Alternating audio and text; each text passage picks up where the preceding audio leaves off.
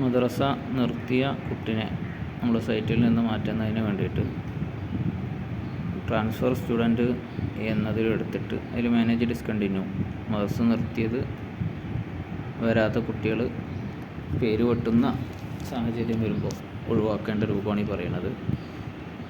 Discontinue എന്നതിൽ എടുത്തു കഴിഞ്ഞാൽ ഏറ്റവും താഴത്ത് UID നമ്പർ അടിക്കാണ്ട് അതിൽ തെറ്റാതെ കുട്ടിൻ്റെ UID നമ്പർ അടിക്കുക.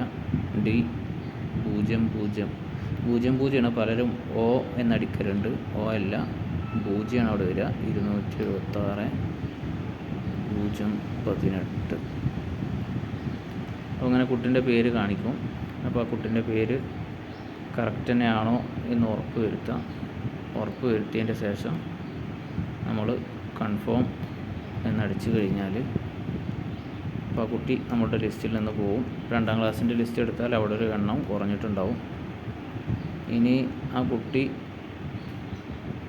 വരികയാണെങ്കിൽ നമ്മൾ ഒഴിവായി എന്ന് വിചാരിച്ചിട്ട് ഒഴിവാക്കിയതാണ്. പിന്നെ അഥവാ ആ കുട്ടി വന്നു കഴിഞ്ഞാൽ നമ്മളെ ഡിസ്കണ്ടിന്യൂ എന്നതിൻ്റെ അടിയിലുള്ള ലിസ്റ്റിൽ ആ കുട്ടീൻ്റെ പേരുണ്ടാവും.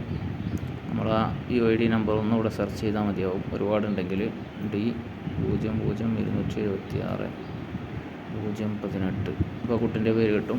ഇവിടെ റീസ്റ്റോർ എന്നത് കൊടുത്ത് കൺഫേം ആക്ഷൻ കൊടുത്താൽ ഏത് ക്ലാസ്സിലാണോ ഉണ്ടായിരുന്നത് അതേ ക്ലാസ്സിലേക്ക് തന്നെ ആ കുട്ടി മാറിയിട്ടുണ്ടാവും.